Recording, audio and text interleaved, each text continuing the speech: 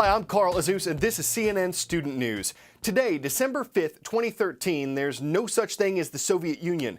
When your parents were growing up, the USSR was huge. Literally huge. When it existed from 1922 to 1991, the Union of Soviet Socialist Republics was, by area, the world's largest country. That was one nation made up of 15 republics. And as the Soviet Union broke up, those republics all became independent countries. Ukraine was one of them. Right now, it's in the middle of a political crisis. Protesters are in the streets demanding change in their government. This isn't the first time Ukrainians have occupied Independence Square. Back in 2004, it was filled with people trying to overturn a presidential election result they didn't trust. It became known as the Orange Revolution, and it was successful. It triggered hope not just here, but across Europe and the United States, that this former Soviet republic was firmly on the path to a democratic future. But that optimism didn't last. The man whose initial election victory was overturned by the Orange Revolution was this man, Viktor Yanukovych, but his opponents weren't very effective while in power. So in 2010, he made a striking political comeback, winning the presidential election. Since then, his critics say he has done little to fix the economy or corruption, while using the courts to punish political rivals, most notably the former Prime Minister Yulia Tymoshenko, who's in jail convicted of abusing power while in office. Yanukovych's support base is largely in the east of Ukraine, where people identify themselves more closely with Russia, both ethnically and culturally.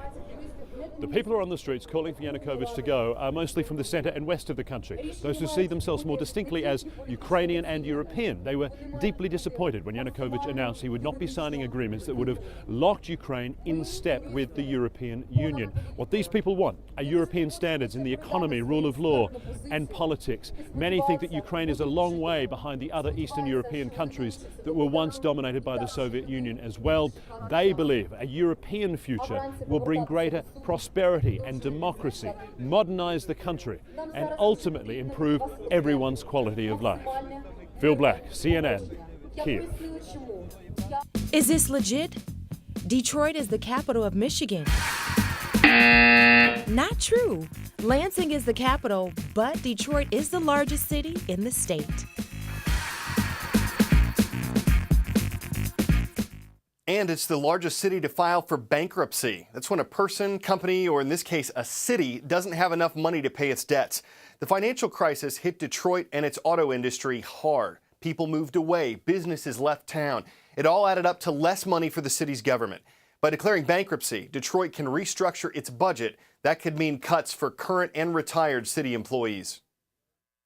I did everything I could. I did my part of the bargain, and now this is their part of the bargain.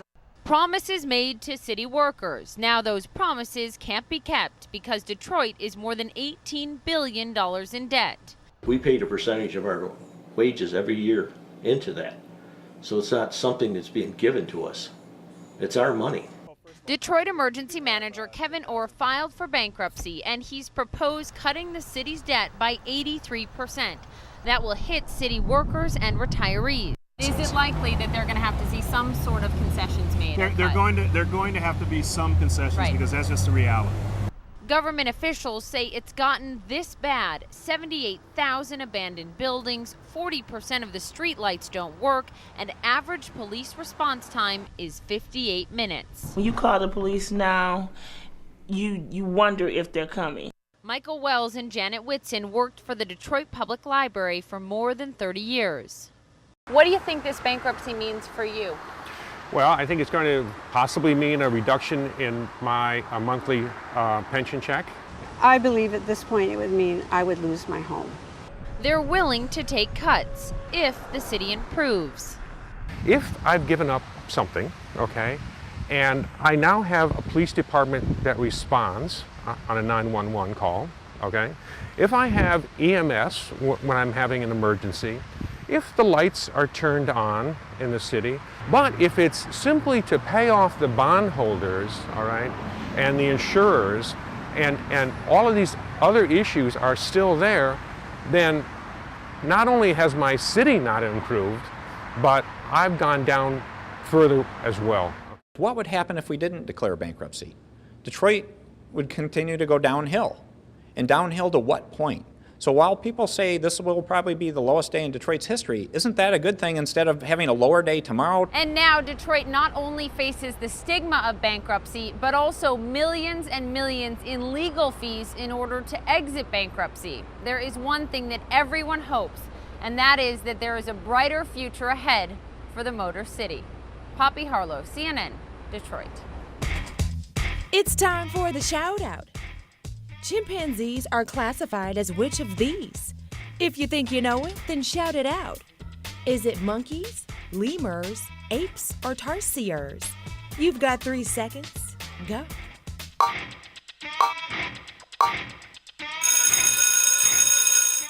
We're not monkeying around when we tell you that chimpanzees are apes. That's your answer, and that's your shout out. So chimpanzees are apes and they're primates. They are not people. But one group thinks chimps should have some of the same rights as people. And now that debate could be heading to court. It may seem like an unusual statement that an animal should be recognized in some ways as a person. They understand that they have choices that they can make and how they want to live their lives.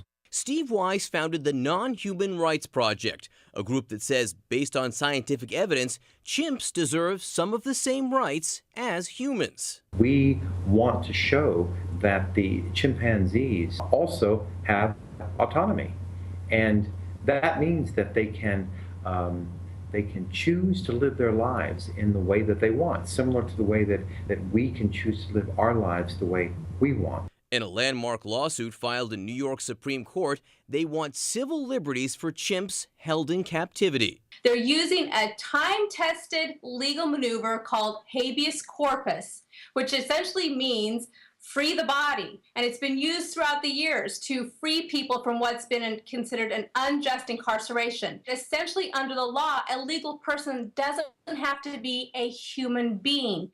The suit was brought on behalf of 4 chimpanzees being held in the state of New York. One of the chimps is 26-year-old Tommy, who lives caged on his owner's property in Gloversville. No chimpanzee should live the way Tommy lives. He is essentially in a chimpanzee solitary confinement jail. All he can see is one bleak day after another in front of him, just the way we would if we were in solitary confinement. The 91-page memorandum filed by the NHRP refers to Tommy as a person illegally imprisoned, demanding he and the others be relocated to sanctuaries, and says this court must recognize that Tommy is a common law person entitled to the common law right to bodily liberty. We intend to file a wide variety of cases in which we argue again and again that certain non-human animals, at least, such as Tommy, are so cognitively complex or so autonomous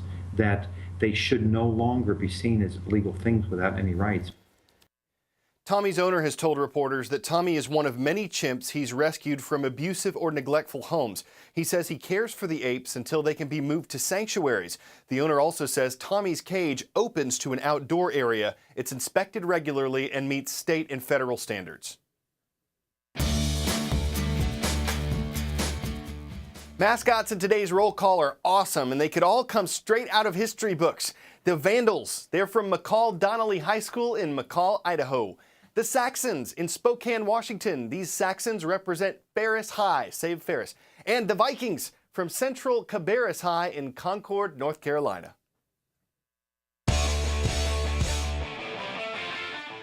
You would think that a thief would want to avoid being caught on camera. Apparently that message hasn't made it to nature, because when an eagle absconded with this video camera in Australia, it had no reservations about getting some FaceTime. Talk about a bird's eye view, y'all. Listen, I know selfie was named the word of the year, but this might be taking it a bit far.